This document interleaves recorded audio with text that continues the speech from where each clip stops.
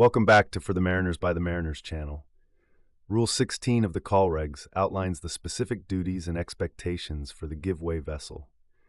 This rule is short but carries immense weight because it serves as the primary instruction for the ship that must take action to avoid a collision. The rule states that every vessel which is directed to keep out of the way of another vessel shall so far as possible take early and substantial action to keep well clear. There are two key concepts here that every mariner must understand: early action and substantial action. Early action means you do not wait until the last possible moment to change your course or speed. By acting early, you show the other vessel that you have identified them and that you are complying with the rules of the road. This reduces the stress and uncertainty on the bridge of the stand-on vessel. Substantial action means that your maneuver should be large enough to be easily noticed by the other vessel, both visually and on their radar screen.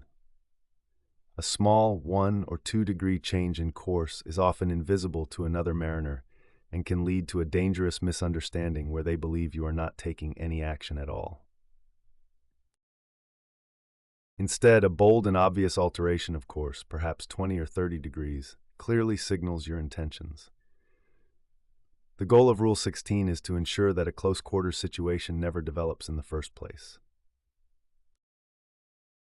By taking early and substantial action, you are creating a wide and safe passing distance that accounts for any potential errors in judgment or changes in environmental conditions like sudden gusts of wind or current.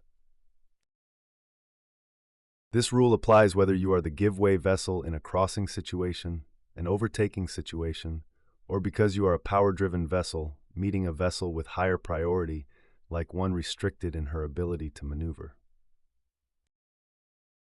It is also important to remember that being the give-way vessel is not a sign of inferiority, but a specific role in a safety system designed to prevent accidents.